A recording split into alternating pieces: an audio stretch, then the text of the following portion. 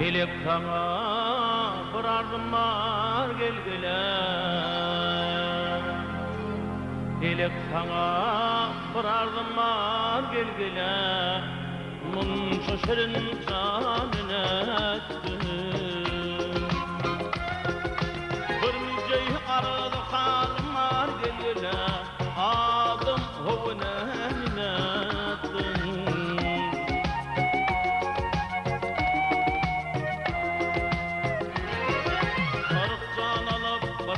Berdim gelgile, tağıt berdim, himken berdim. Ölür yat bermen, kıyın ördüm gelgile, Hanol Süleyman'ın ettim, Hanol Süleyman'ın ettim. Ölür yat bermen, kıyın ördüm gelgile, Hanol Süleyman'ın ettim, Hanol Süleyman'ın ettim.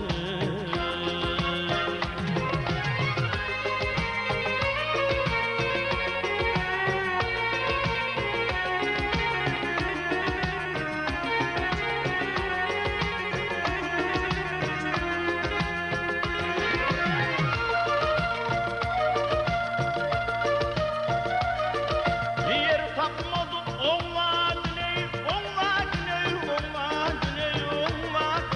hakkı yetişmedi dadına, hakkı yetişmedi dadına. Karın düdüler adına gelgile, ol tel yamanın ettim.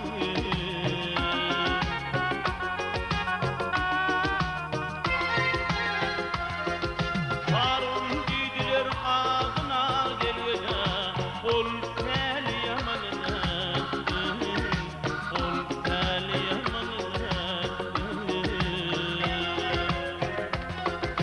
Hem oyunuma aklım satlı gelgile, hiç kim sen dağdına yetmez. Altın ulu kilim aytmaz gelgile, atam aladin ettim, atam aladin ettim.